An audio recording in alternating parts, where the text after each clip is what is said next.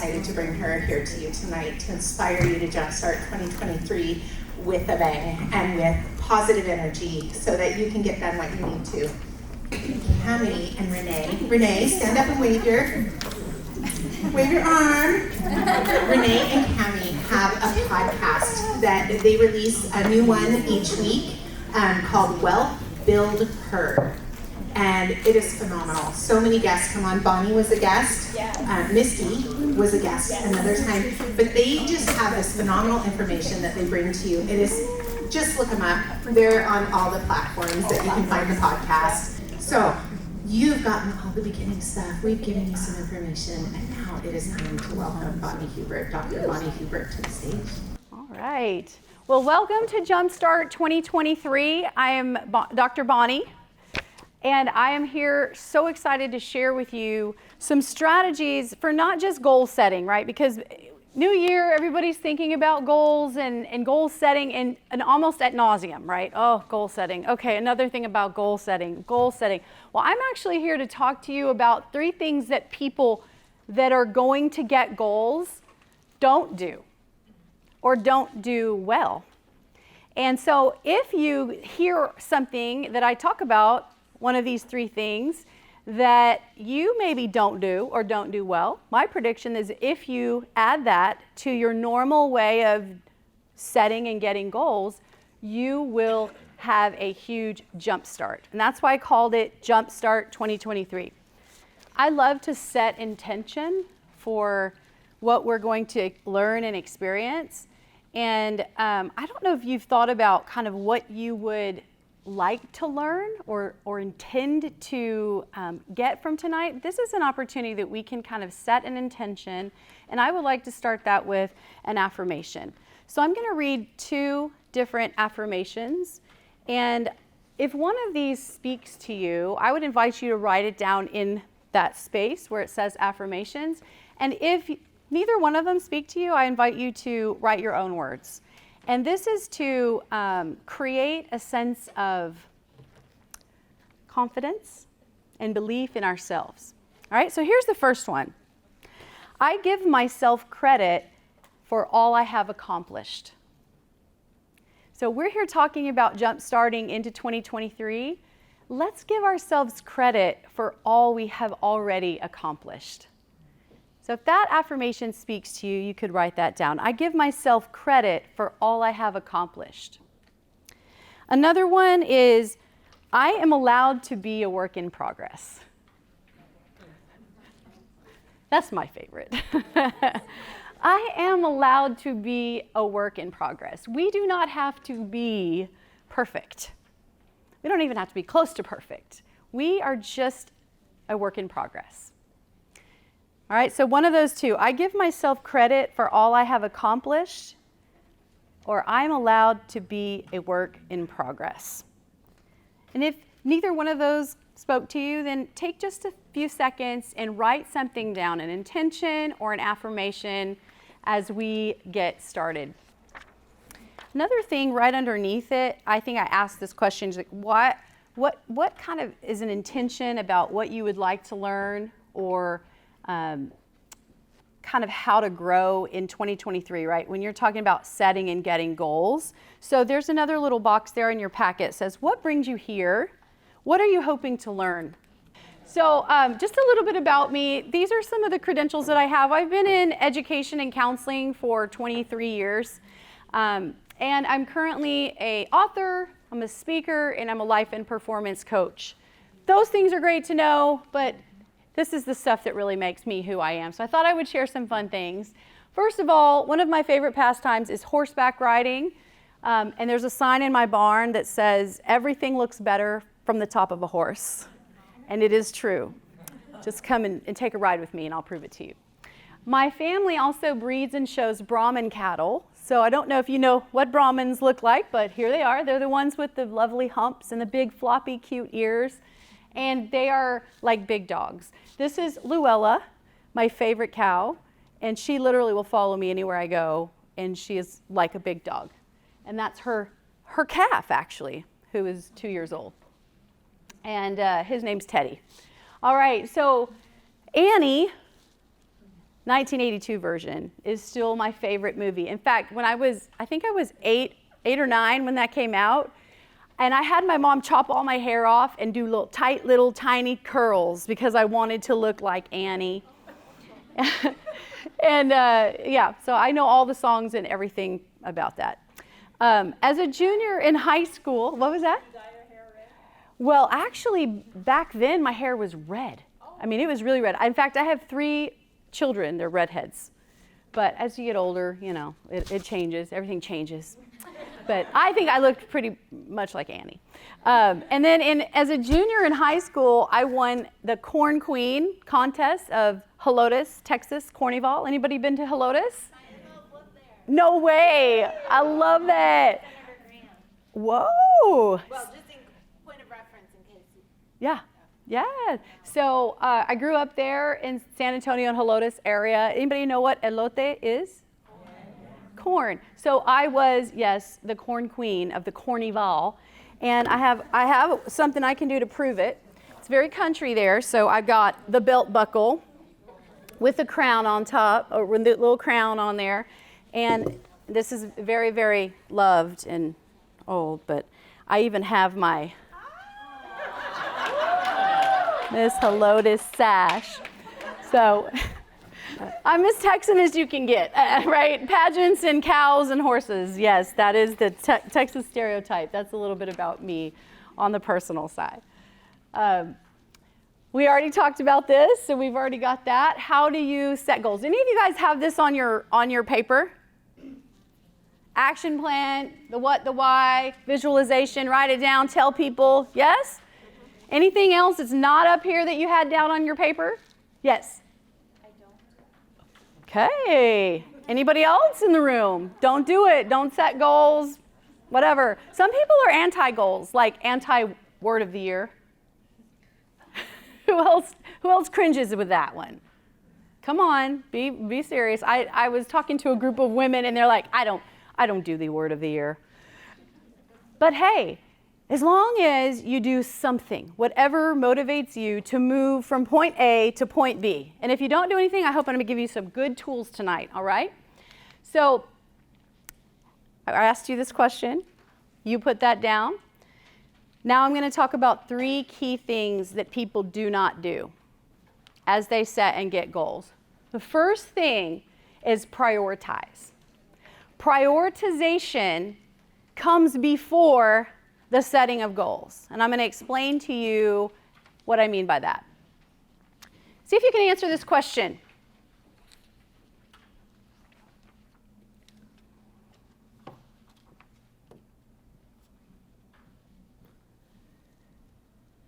Shout it out if you know the answer. What? No? Anyone? The oldest north-south thoroughfare that runs from State Street to Bowling Green, through the borough of Manhattan and 2 miles through the Bronx, exiting north from New York City. It is Broadway. Did anybody think that? Broadway. Broadway has a lot of theaters on it, right? Anybody want to guess how many? Anybody been to a Broadway show?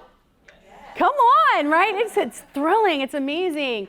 So 41 theaters are within about 15 blocks of each other on Broadway. Think about that. 41 theaters. Almost 15 million people go to Broadway shows every single year. And 10,000 performers audition for 1,200 coveted roles. I remember going there. It's the only time I've been to a Broadway show. I was 15 years old. We went with the John Marshall High School Choir, and we went to New York City on our field trip. I don't know. We got to do different trips, and once of 4 years, you got to go out of state. And it was my lucky year because we got to go see Phantom of the Opera on Broadway. And we got to sing in Radio City Music Hall. It was one of the biggest thrills even of my life, even till today. So what is the goal for each of the Broadway theaters that are on those blocks on Broadway. Full House. Full House. What else? Tell a story. Tell a story. To have the best show. Have the best show. And how are they going to know if that is the best show? Perform.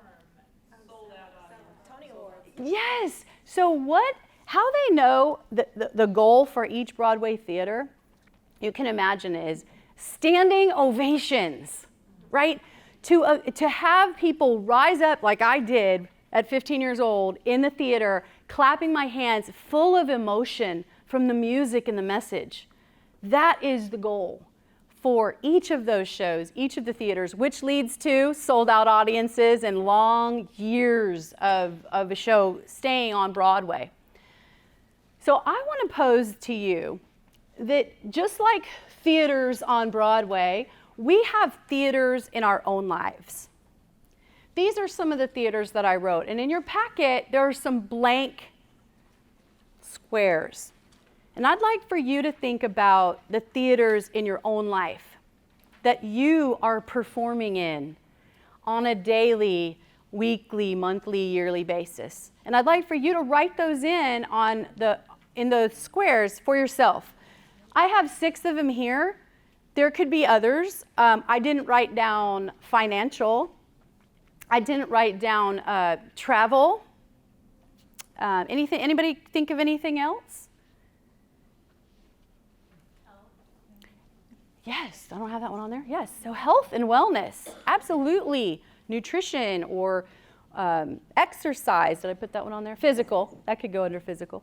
Yeah, so even though I just have these 6, doesn't mean that these are the only ones. And certainly we in our lives are as varied as all of the theaters are on Broadway.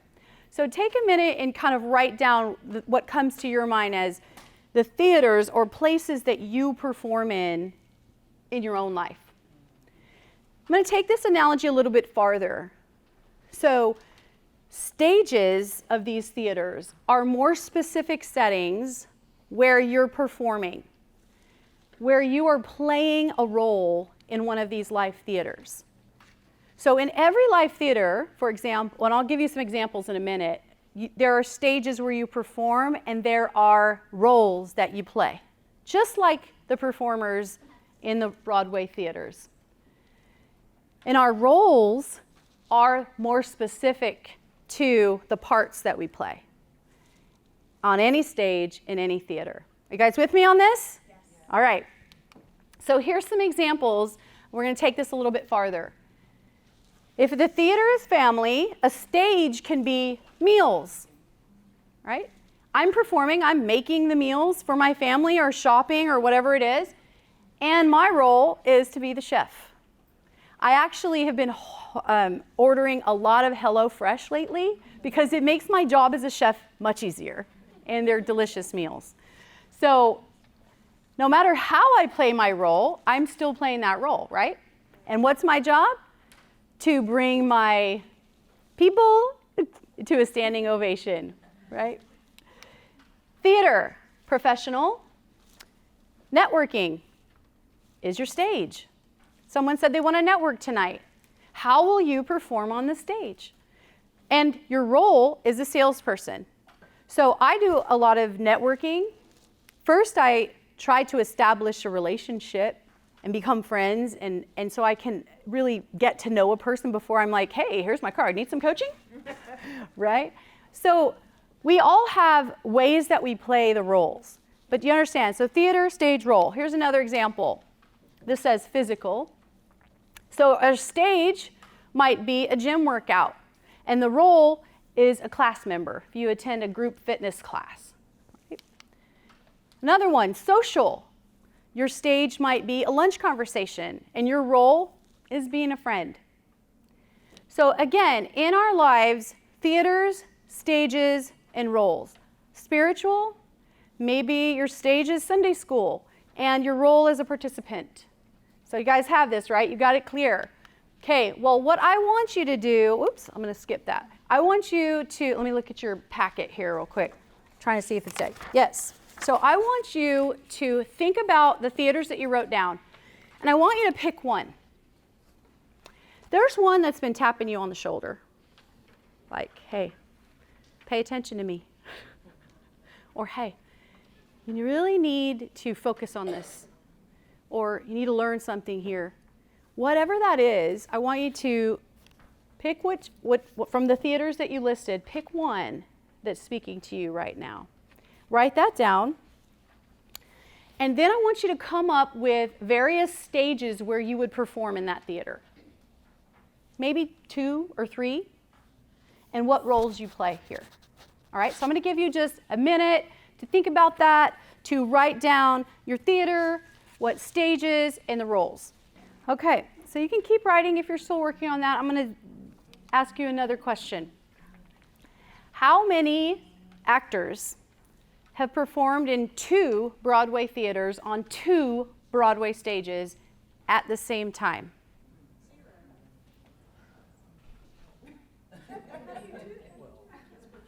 I know one. Do you? Elaine Stritch. Who are you thinking of? Elaine Stritch. Say again? Elaine Stritch. Oh, well, I wasn't aware of that one. I thought there was only one. There may have been 2. This is Cynthia Nixon. And maybe I need to go back and research over there. Okay. Cynthia played in Hurly Burly and The Real Thing. And not only was it at the same time, like, in other words, they were 2 shows going at the same time. She would play one on Wednesday, and she would do the next one on a Saturday. But think about that. Like, not simultaneously. No, not simultaneous. But there were, imagine what it takes to do a role on Broadway, right? To the point to get a standing ovation. You have to know your character. You have to be your character. You have to know all the lines. You have to dance and sing or be choreographed some way. Anybody actors, singers, dancers in here? Or past actors, singers, dancers? Come on, don't be shy, come on.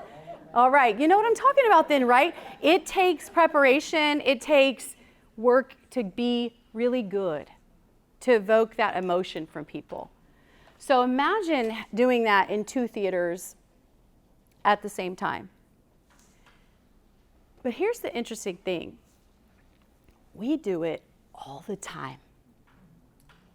We perform in 1 or 2 or 3 or 5 theaters, and we expect ourselves to be so good that we evoke standing ovation every performance. Is that reality?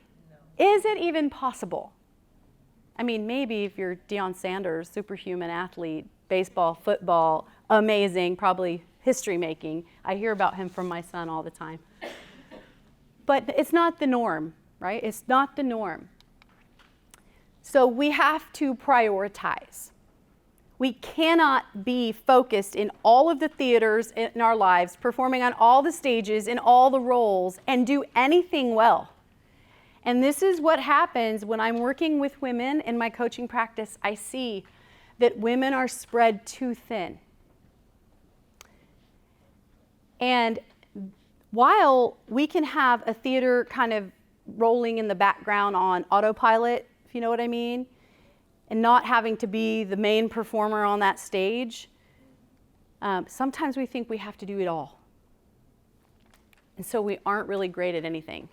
Or we're not really moving from point A to point B as quickly as we want to because there's too many. And when I tell you that I talk to women like this all the time, I work primarily with high drive women, professional women, high drive women.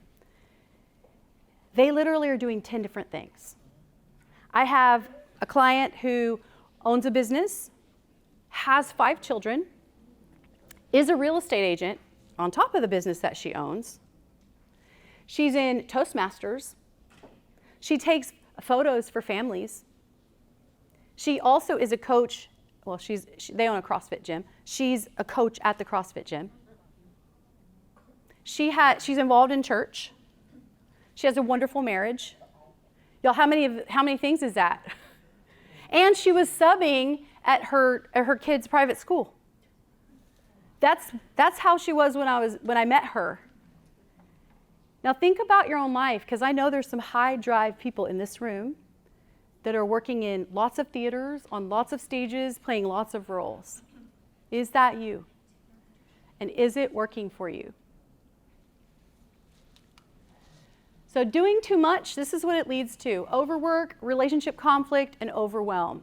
And after working and counseling women and families for years, I would have the same conversations over and over again. That's why I wrote my book. Every woman needs a maid. How to stop relationship conflict, overwork, and stress so you can live your best life. Doing too much leads to these things. So when we have our focus choices, when we can prioritize and say, this is what I'm going to focus on, doesn't mean I'm letting go of everything else. Doesn't mean I don't want to still continue to attend the theater. I don't need to perform in it. And when I'm focused with my choices, I have confidence, I have more success, I have more satisfaction. And I don't know about you, but I love it when I feel both successful and satisfied. In my coaching practice, I call that being S squared. I want to be S squared. I want all of you guys to be S squared too. So here's a workout. I'm a coach, so I call them workouts. We're going to apply this. I want you to now take a minute in your packet, you already did. You name your live theaters, your stages and roles. So here we are on the third bullet, is to choose one or two. I'm going to give y'all a pass for two, just because Cynthia Nixon did it and the lady you mentioned did it. But really, if you could choose to just focus on two things, again, where you're wanting to go from point A to point B, it could be a relationship with a significant other that you really want to work on, and your profession. It could be a relationship in any area. Life is about relationships. It could be your relationship with time, your relationship with your child, your relationship with yourself. So choose one or two. And remember, when you're choosing one or two, it doesn't mean the others aren't important. It doesn't mean you're saying goodbye to those things. It just means you're choosing an area of focus. And I would say for 3 months. Let's just do that. That may make it easier for you. For the next 3 months, getting from point A to point B, what theaters do you want to focus on? And then I want you to name 1 or 2 goals, only 1 or 2, for that life theater. So I'm going to give you again just a minute and a half or so to come into your packet and choose 1 or 2, and then name a couple of goals, 1 or 2 goals in those areas. All right, go. Now what I'd like for you to do next is turn to the people at your table and tell them why you chose those theaters and why you chose those goals. All right? So I'm going to give you 2 or 3 minutes to just chat with whoever you're with and tell them what theaters you chose and why. Was it fun to talk about the theaters and the goals? I saw somebody had a wedding on her goal thing, listed on her goals. How fun is that? Right? And does that take some serious focus? Right? Absolutely. So how fun. Well, I hope that you are excited to share, right, your theaters and your goals. Name them and choose 1 or 2. How many of y'all like roller coasters in here? We just went to Dollywood. Anybody been to Dollywood? We just went to Dollywood over the Christmas break. It was phenomenal. It was Christmas. They had lights everywhere. It was beautiful. If you haven't gone, especially at Christmas, it was beautiful. And I haven't been to an amusement park like that in years.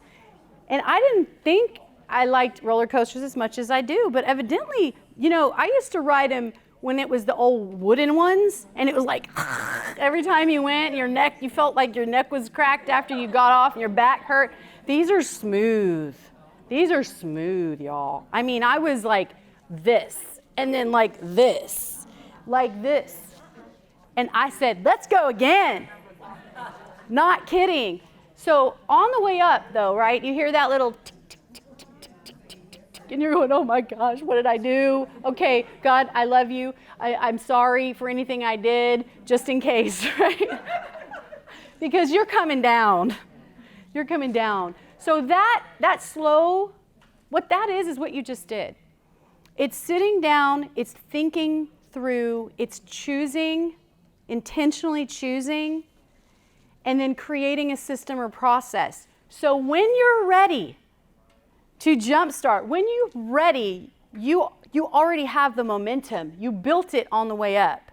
Now it's time to go. It's time to go. So in the moment, a roller coaster is at its peak. Hesitates for a second.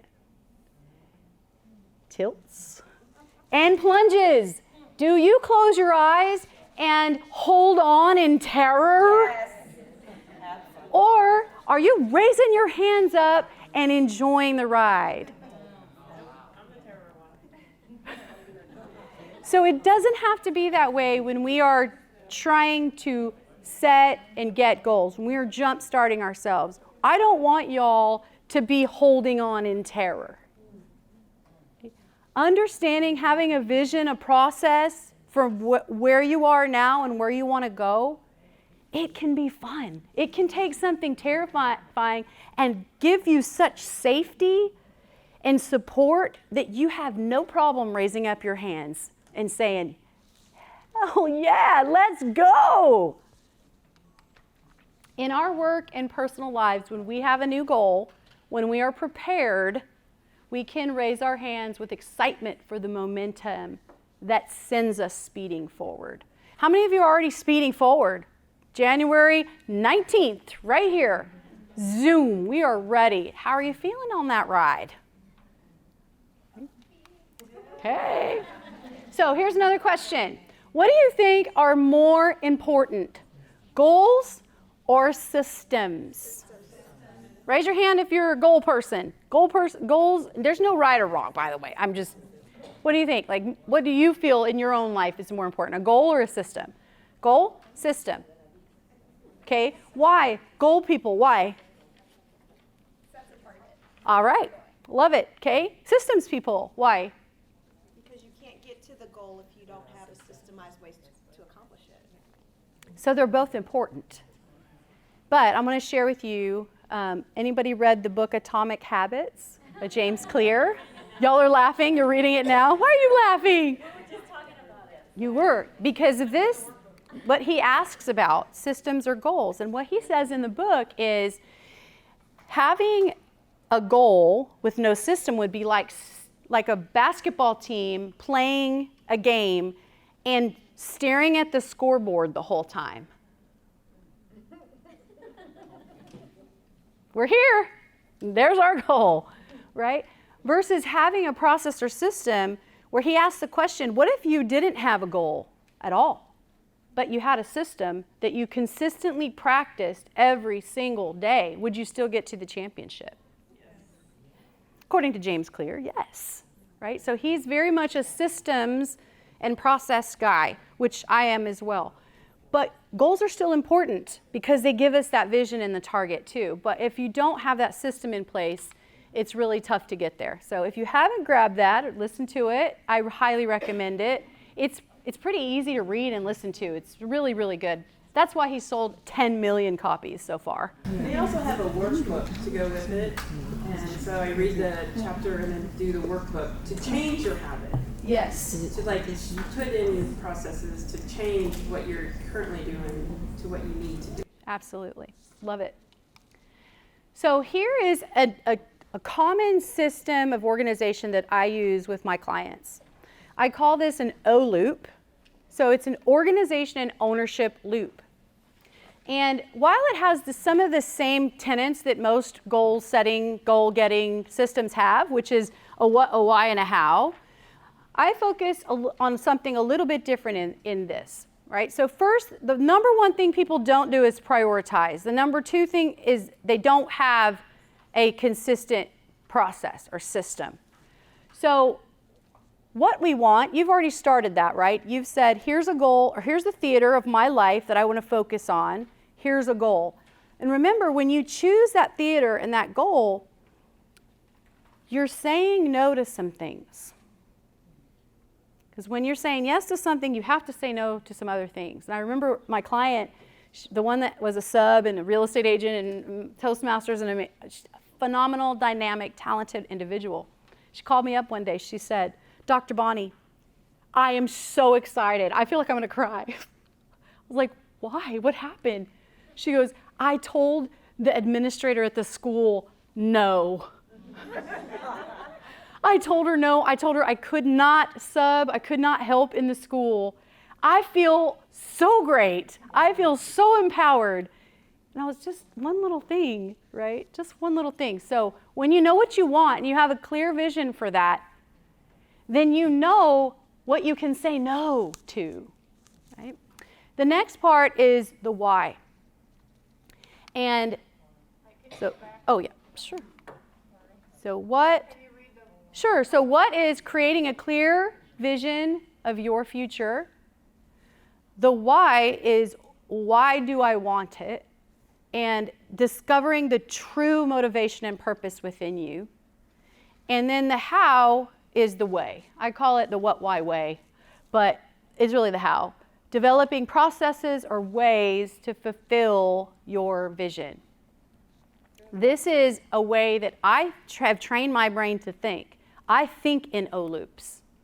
Whether it's a large goal I want to accomplish, or it's a weekend, a vacation where I'm going with my family and I want to experience a certain thing, have a certain outcome. I can sit and think about what, why, and how, and it makes all the difference in the outcome. So we think in O loops. So your vision is just sincerely about something that's going to drive your dream, right? Whatever your dream is. We heard a dream over here. Financial freedom, right? Wealth.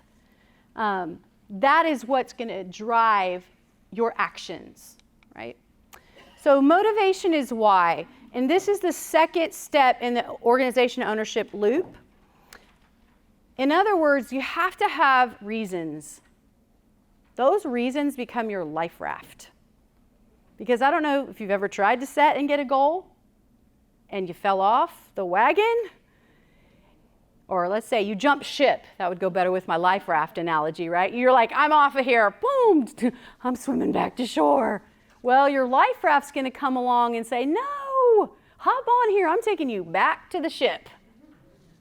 So you've got to have some serious depth in your why. And that is the number 2 thing that people do not do or do not do well. They do not dive deep enough into their why. So what I would like for you to do now, you have a whole page, right?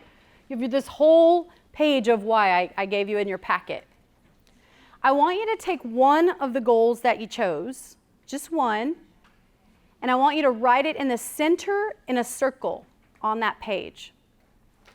Okay? Just maybe, a couple inches, 2, 3, big enough on the page where you can write what it is. Right in the center. I'll give you a second to do that now. So you've got your page, your why. You're going to draw a circle, maybe the size of the circle. Look, you got a circle, perfect little circle underneath it. You can see through it. Write your goal in there. And now I want you to write down 5 reasons. Just draw a line, like a web, Draw a line, write 5 reasons why you want that goal. All right, I'll give you a second to do that. Write 5 reasons why. Okay, do you have your 5? I hope, you could come up with those pretty much, right? 5, all right. Everybody got 5? Yes? Okay, now I want you to add 5 more. And here's what you're going to battle. Oh, I can't write that down. If I say that, maybe this means I'm greedy. Or, well, if I say that, I'm putting this above someone else. Well, shoot, if I write that down, no, I can't write that down. So what I want you to do is tell yourself, when those thoughts come up, it's just a thought. Don't assign any meaning to it. A thought is just a thought. It's neutral until you assign meaning to it. So 5 more. Go. You don't have to elaborate. You can just write a bullet. You could put, a word or a phrase that you would know what that means. Okay. How many of y'all got 5 more? Don't be shy. It's okay if you didn't. There's no right or wrong here, I promise. So I just want you to reflect. Like if you have 5, they came to you quickly. You have 5 more, they came to you quickly. Right? What could that mean? What? Yeah, or maybe you've been thinking about it a while, right? It's been in your mind and in your heart, and you've had all that stuff just right there, and now you're actually just putting it down. I take my clients to where they have a minimum of 25 reasons. 25. That's 5, 5, and 5 more than you just wrote down. Why do you think that's important? Did you dig deeper into the reason? Absolutely. It's not superficial stuff. We start with the surface level stuff. So one of the first thing people don't do or don't do well when they're setting and getting goals is prioritizing, really focusing, shedding things that are going to be rabbit trails or get in the way. And the second thing is they don't dig deep enough into their why. We have to have a solid why, y'all.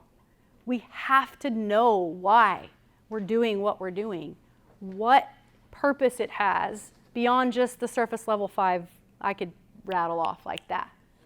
Okay? So let's talk about the next page now, okay? Because I'm going to give you some words to help you remember each one of these right here. What, why, and how. So the what, right there in that first box, just put vision. What do I see? Like, I'll give you an example. I'll take you through this with my daughter, Serenity. She had a COVID wedding. They had a wedding planned in my son-in-law's home state of Arizona. And then 2 months before, everything was shut down. The venue was shut down. Everything changed. And so it changed for us too. And we were like, what are we going to do? Oh my goodness, nothing's open. What are we going to do? So my neighbor across the street, 5 acres, they have 5 acres, and they were in Guyana for ExxonMobil. So their house was vacant. And they have a beautiful pond in the backyard. So I called them up and I said, anyway, we could use your house and your property to have a very small wedding with everybody 6 feet apart. And so anyway, the day arrived, and the mother of the bride, you know how that goes. I was like feeling so frazzled, and I thought, what am I doing? I need to practice what I preach here. I sat down. I literally was in my office. I sat down and put my hands like right here, and I just closed my eyes. And I stopped, and I said, what do I want this day to be like tomorrow? What do I want to experience? What do I want to see and feel and remember? It's not whether the caterer person was on time or if the flowers were perfect or if we were missing a lantern that was supposed to be on the walkway to the altar. It wasn't that. What I wanted to remember was the way my daughter looked and all of the people that were there, the family that could come, and the joy of the day. So that was my vision. You see, we can do this for wedding days. We can do it for vacations. We can do it for date nights. We can do it for client meetings. We can do it for anything. We can think in these organization ownership loops. All right, the next one is the why. So here's what goes with why. Why is motivation. The why is really your motivation. It's what's going to get you up and moving when you don't feel like it. And I don't know about you, but there's many days where I don't feel like it. You know, I'm a coach, and so I'm also online. So I post a lot, and I'm creating content. And some days I'm like, oh my, I don't want to do this. But I have a really strong why. And It gets me up and gets me moving. So it's the motivation for your vision. And your how is the way, right? So systems, you can put processes, procedure, however you want to think about it. It's the step-by-step plan that you're going to do to perform, right? It's your performance. It's your role. Okay? So that's your what, your why, and your way for the organization ownership loop. So the deep dive into your why is the second thing people don't do or don't do well that they're missing out on. So I believe that if you want to reach your full human potential, your motivations must be self-inspired and they must emanate from your own mind and heart. If you're doing something for someone else because they want you to do it, you got to dig deeper into your why. So the $1 million questions you must be able to answer. Why do I really want this thing in my life? And what does it, at its core level, provide me? If you can answer these in your why, or like take your why a little bit deeper with these two questions, you're gonna have more success because your motivation will be there when things get hard, and they will get hard. Knocking doors. Where's Maria? It's not easy. Right? It's hard. And you had a win right off the bat. Does that mean you're going to every time you go out? No. It's going to be hard. So your motivation, your why, has to be huge. All right, now we're talking about the how. So it's the final step in the O loop. It is the way. It is how you will efficiently and effectively guide and direct yourself to the realization of your vision. So sometimes people call it the how, but it's just simply a process that you follow, right? I know I'm also a student in the WWC program, just started. I'm not a real estate agent, but I've been having a little tappy tap right here on the shoulder. And after 2 years, Cammie, where's Cammie? I don't know. Following her around, listening to her speak everywhere. I'm like, all right, I'm ready. I'm going in. But do you know why I chose her? And why you guys chose Misty and the programs combined? She has a process. She has a plan for you to follow. And that brings you security, support, and confidence. All right, so the way really requires figuring out what needs to be done, but then scheduling those components into your daily life. Does anyone in here use Trello, Asana, any kind of project management tool? I teach clients how to use Trello in their daily lives, not just for work, not just for projects, but in your daily life. It becomes a master plan of sorts. So I want to encourage you, as you're creating your processes and your systems, I still have a paper planner, y'all. I do. I still use this, but everything else and all of this stuff too goes onto Trello. Or, for you it might be Asana or some other online project management systems. Our lives are the ultimate projects, aren't they? So being organized in this allows you to gain control of your time, your space, and it gives you an efficiency advantage as you pursue your vision. Organization, your mind, and having a process. That's the first step. And then once you got that going, you've got to execute it. You've got to put it into action. So successful execution of your way relies on these 4 principles: commitment, confidence, concentration, and composure. And I could do a whole nother night on those 4 things. But these things are vital when we are executing anything. Commitment is huge, right? Having confidence, having concentration, focusing on those theaters where you can perform well, and then composure through it all, right? Knowing that if I go and knock on doors, which I'm doing for the first time tomorrow night from 3:30 to 5:30. already scheduled it in. Hold me accountable. I've made my list, and we are going. I got to have some composure when somebody slams the door in my face or says no or whatever I'm expecting, that I know will happen, because not everyone's going to be happy to see you, right? Right? I'm ready for it. I'm ready. I have composure. And really what gives me these things is because I know there's a process. And I also know that my purpose and my true, remember, inside for me is truly wanting to help someone who's in need. So while we're engaged, those 4 are important. So it's a circle system, this what, why, way. It's an O loop, organization and owner loop, ownership loop. It's that simple. It doesn't have to be complicated. It doesn't have to be hard. Simplicity really helps with productivity. So there's our thing there.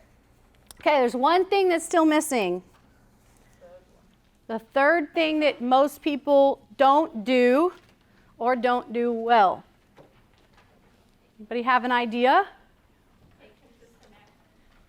Good idea. That's not the one I'm going for here, but yeah, that's true. That would be a hurdle to climb. Anything else? Evaluate. What? Evaluate. Okay, that's part of it. That's actually an element of it, I think. Accountability. Bam! What is the third thing? Is that adding accountability. Adding accountability. How many of y'all have a gym buddy? A walking buddy? Anybody? A door knocking buddy? Okay. So yeah, Maria said it earlier, an accountability partner, even for that type of thing. I have a friend, Tiffany. We go to the gym twice a week in the morning. She drags my butt there. She's my accountability buddy. And if she wasn't there, I know myself, I would just probably sleep in because she wants me there by 6 a.m. So that accountability gets my butt to the gym on Tuesdays and Thursdays. So adding accountability. How do you keep yourself accountable? I would like for you to turn to the people at your table and tell them how you keep yourself accountable. All right, share with each other. I'll give you a minute to do that. All right. I want to hear some of the ways that you keep yourself accountable. Somebody shoot your hand up. Let me ask you, what do you do? Yes. I have a 6-month-old that I stay home. So before my husband leaves for the day, I tell him, okay, I'm going to wipe down the bathroom counters before you get home. And like I was telling the ladies, it probably just goes through one ear and out the other. Like he doesn't, It's like, why are you telling me that? Me to get it done. Right. He just likes me to say, and then 30 minutes before he gets home, that's what it took the past, weekday. I made sure I went and got the counters wiped down, but not necessarily just for him, but for me, as well, just so I know at least I couldn't get everything one thing done in the house. Yes, and it's interesting how we pass judgment on ourselves, because you said it was 30 minutes before he got home. It was until 30 minutes before we got home. Is there anything wrong with that? No, it got done. No, it got done, right? It got done. You verbally told someone, and that was your way of keeping yourself accountable. I love that. That's awesome. Okay, what else? What else do you do to keep yourself accountable? Yeah. So I have a planner like that, and I'm a paper person, like I was telling her. But I write out my week on Sundays. So Sunday evening, I'll write out my week, and usually I'll try to copy whatever I did like last week. I'll fill in at least 3 spots per day to do 3 things. So they're all, production based. But if I don't do it, I put a big X on it. And I just hate seeing the X's on my calendar because then it just looks sloppy and I'm like very organized. So sometimes I'll go back and I'm not happy about my income. So I go back and I'll look through my calendar and I'm like, X's, X's, X, that's why I haven't made any money. So that's kind of Okay. Interesting. All right. No, I like that. So paper, writing it out. What I call what you just described is a to-do download. Sunday evening, to-do download. Dump it all on that paper, and then look to prioritize, and then time block throughout the week. Love that. That's amazing. Good accountability. Okay, what else? Hire a coach, of course. Yes. Absolutely. Yep. And so I formed a mastermind, and that has kept me accountable over the years to be able to just be like, I gotta meet my goals that I'm saying, or like the things that I'm saying, because I want to keep my word to other people. That's and be right. an example Yes. to other people. So. I love that. Amazing. So you created a group where you are leading the group, and you got to play the part, right? I mean, you're the example. Yes, brilliant. That's one of the reasons why I became a group fitness instructor in college, because I wanted to work out, and I wanted to work out for free because I was poor. So I knew if I just figured out how to teach, then I would have to go to work out. I'd get a free membership, and I'd get paid for it, right? So it's brilliant. I love that. Anything else? What do you do to keep yourself accountable? How many of you don't keep yourself accountable? Yeah. I have an accountability partner, and we meet once a week on Fridays. We have a very structured set of questions that we go through. We each go through them, and at the end we can brainstorm, chit-chat, or whatever. But it's very structured, and we do it every week, no matter what. And then we text each other every day on our top 3 things, and that has been a game changer for me. That's amazing. Y'all are coaching each other. I love that. I want to encourage you to create an accountability plan. You heard some examples here, right? Verbally tell someone you're going to do something, and give them permission to ask you about it. You know, don't tell them you're going to do something and get mad at them when they ask you about it. Right? Create a partnership of accountability. Create a small group for accountable purposes, and of course hire a coach. Absolutely, that's where coaching comes in. When you work with a coach, you will accomplish what you cannot on your own. That's the bottom line. Whether it's coaching each other, small group, or one-on-one with a coach. What are the top 3 things people don't do or don't do well when they're setting and getting goals? Prioritize, dive deep into the why, and accountability. All right. So I want to encourage y'all to really think about those things. Think about what you've written. Go back, dive deeper into your why. Try to get your 25 on that why page. It will change your trajectory. I would invite you also, I have a group on Facebook. I was celebrating today because about a year ago, I started the group, and today we have 1,800 members. Wow. We started with, I was celebrating 100 a year ago. We have 1,800 high drive mamas in there. And what I try to do is just pour into the group with strategies for what we've been talking about today. Also helping moms to blend professional and personal, and time management, and of course prioritizing. So if you click the QR code, I put it in your packet too. It'll bring up, and I'd love to have you as a member of our High Drive Moms group.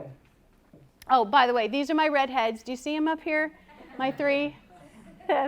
And then my adopted daughter, that's the only reason she doesn't have red hair. I know that for sure, Serenity. And then my grandbabies over there. That's Leo and Janie. So, and then, of course, I would invite you to check out my book, and it is on all formats. It's on Kindle. It's on Audible. You can listen to it. It's only about a 3.5-hour listen. It's pretty good. And I try to tell lots of stories and give examples, and it is kind of like a workbook, like you were saying.